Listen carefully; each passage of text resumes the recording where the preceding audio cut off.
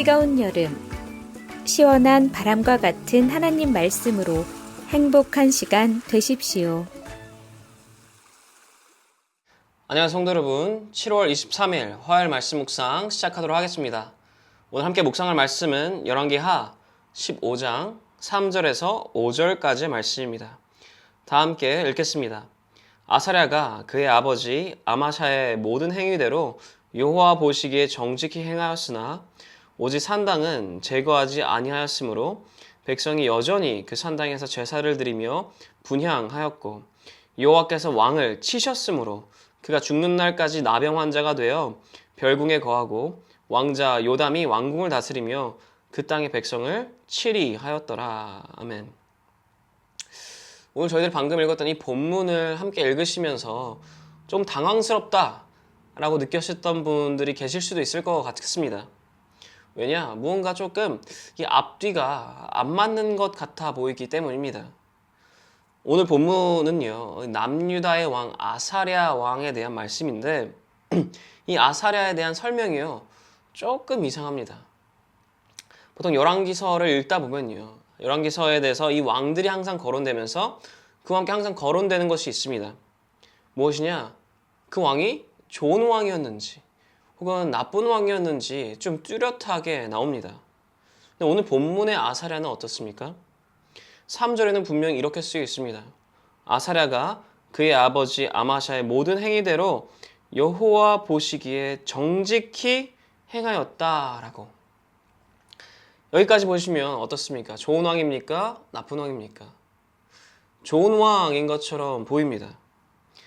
왜냐하면 하나님께서 보시기에 정직히 행하였다라고 하시니까. 그런데요, 4절 그리고 5절을 읽으면 조금 갸우뚱하게 됩니다. 아사라는 이 왕은요, 분명 하나님께서 보시기에 정직하게 행하였다라고 하는데 다만 우상 숭배가 치루어졌던 그런 산당들은 제거하지 않았다라고 합니다. 그리고 그로 인해서 유다 백성들이 산당에서 제사를 드렸다라고 합니다. 그런데요, 5절부터가 조금 이상합니다. 그런 아사랴를 하나님께서 어떻게 하셨습니까? 치셨습니다. 어떻게 치셨냐? 5절에 쓰여 있기를요, 그가 죽을 때까지 나병 환자로서 별궁에 따로 혼자서 고통을 받으며 그렇게 살아갔다라는 것입니다. 그렇게 여기에 있는 이 3절, 4절, 5절을 읽다 보면요, 우리는 의문이 들 수밖에 없습니다. 하나님, 이렇게까지 치신다고요? 다른 거 다 잘했고 산당을 그냥 놔두었다는 것만으로 이렇게 평생을 고통받게 하셨습니까? 뭔가 좀 갸우뚱하게 됩니다. 사실이요, 하나님께서 아사랴를 치셨던 이유가요, 이 열왕기서에는 적혀있지 않은 어떠한 배경이 하나 있습니다. 하나님께서 아사랴를 치실 수밖에 없었던 이유, 그 이유가요, 역대하에 나옵니다. 역대하에는요, 왜 아사랴가 이러한 이 나병, 평생 동안 나병으로 고통받는 이 벌을 받았어야 했는지가 나옵니다. 역대하 26장입니다. 이 아사랴는 사실 다른 이름으로 불렸었는데요. 다른 이름은 무엇이냐? 바로 우리가 좀 익히 알고 있는 우치야 왕입니다. 이 우시야가 왕이었던 그 당시 유다는요, 굉장히 강성할 수가 있었습니다. 하나님께서 우시야를 도우사, 26장에도 쓰여있듯이 우시야를 도우사 성읍들을 많이 건축하게 하셨고요. 또 전쟁 가운데 승리하게 하셨고요. 농사도 잘 되게 하셨고요. 많은 발전을 이루게 도와주셨습니다. 그렇게 유다는 굉장히 강성하게 되었습니다. 근데 문제가 하나 생기게 돼요. 그 문제가 무엇이냐? 역대하 26장 16절에요. 그렇게 강성하게 되었던 이 유다와 그 유다의 왕이었던 우시야, 아사랴에 대해서 이렇게 쓰여 있습니다. 제가 읽어드리겠습니다.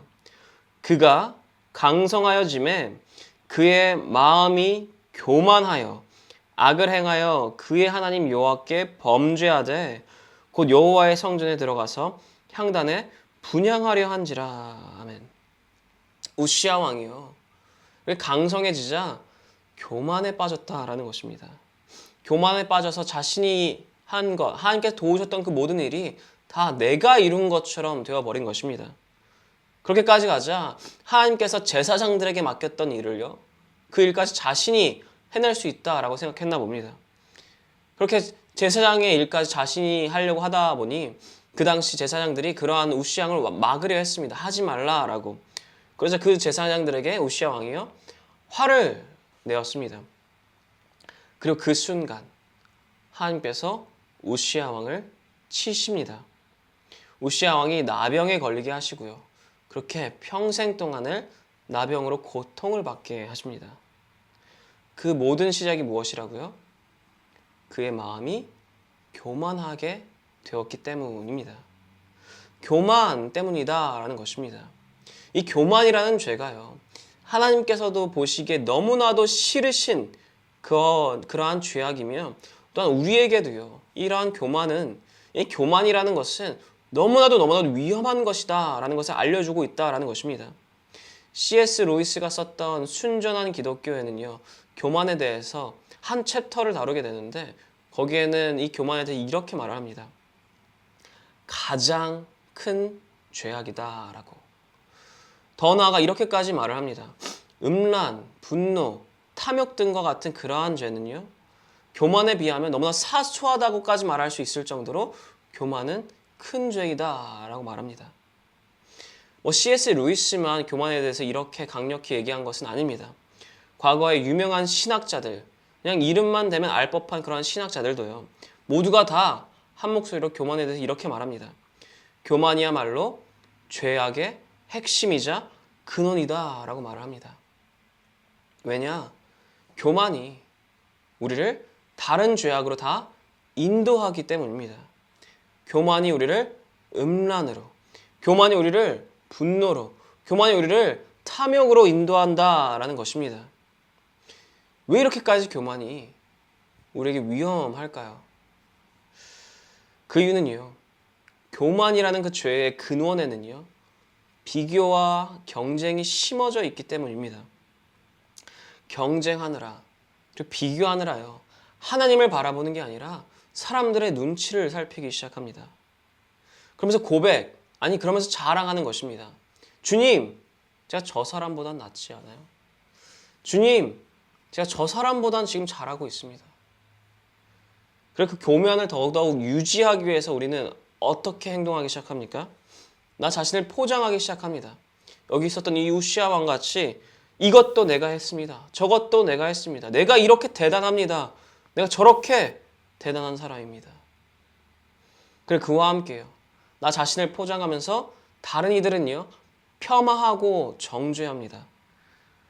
저 사람들은 못났습니다.